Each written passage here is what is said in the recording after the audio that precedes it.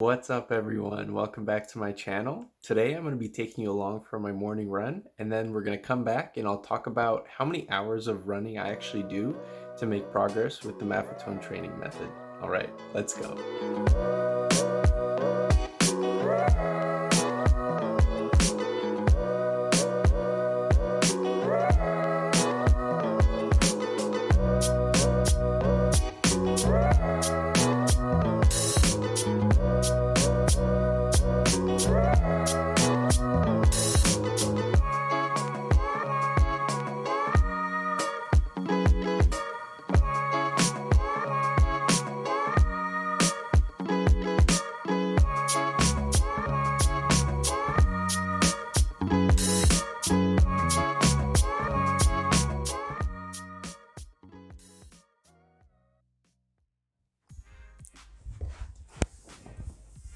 What's up guys? Just got back from my run. It was a freaking nippy run, man. It's only October and it was snowing and -9 Celsius, and I just searched this up. That's 16 Fahrenheit for you Americans. But I layered up, so it was fine. So I just wanted to talk about how much I'm actually running every week to get results using the Maffetone training method.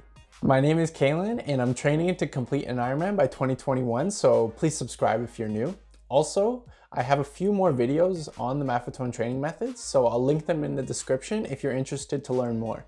So first things first, I'm honestly kind of surprised how much I've improved my running over the last month. So in the last month, I started from averaging 6 minutes and 30 seconds per kilometer to now running around 5 minutes and 40 seconds. Also, it seems that every single week I'm hitting a new 5K or 10K PR, and it just feels awesome. So I just wanted to share how I'm doing it, and maybe it'll help you guys out. So just straight up, I'm gonna show you guys how much I run per week. So I'm averaging around 4 runs per week, and within those 4 runs, I'm averaging 2 hours and 30 minutes per week. All right, so I just wanna be transparent. I'm also doing cycling workouts because I'm training for an Ironman. So I'm averaging around 5 hours and a half for cycling workouts. And I know that there may be some interplay between the two sports because they are both aerobic sports, but I think that most of my gains are actually coming from running workouts. So I think the main point that I actually want to make here is that you don't need to be running 100 kilometers per week or whatever to be making gains using the Maffetone method. In fact, when you're a beginner like myself, starting easy like this and doing low volume is almost necessary to give your body a chance to adapt to all the impact that's associated with running. Also, I just wanted to point out that as you get faster, the amount of kilometers will actually start going up while the amount of training that you do will stay the same. So next, I wanted to talk about recovery, which I think is super important for running. And I have 3 things that I make sure to do almost every single day.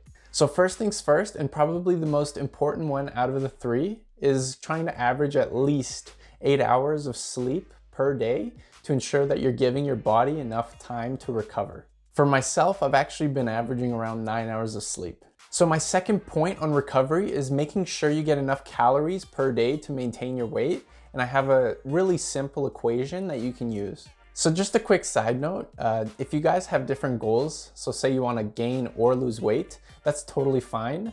But when you're trying to lose weight, you're in a calorie deficit, which is going to make it a little bit harder for your body to recover. So use this simple equation that I'm going to show right here to estimate the amount of calories that you need to eat in order to maintain your body weight. First things first is your BMR, which is your basal metabolic rate, which is the amount of calories that you need to eat to maintain your weight if you are doing absolutely nothing. So the second point is the calories burned. This is calories burned through exercise. And then last, that's the calories that you need to eat to maintain your weight. So how are we gonna actually estimate these 2 values? So for BMR, you can actually just find an online calculator where you input your age, your weight, and your height, and it'll give you an estimate, which won't be 100% accurate, but it'll give you an idea. And for calories burned, I would just use Strava or Garmin to estimate the amount of calories that you burn in your workouts. And so my last point for recovery is using heat for injuries and ice for inflammation. Honestly guys, using heat for my tendon and fascia injuries has been so crucial.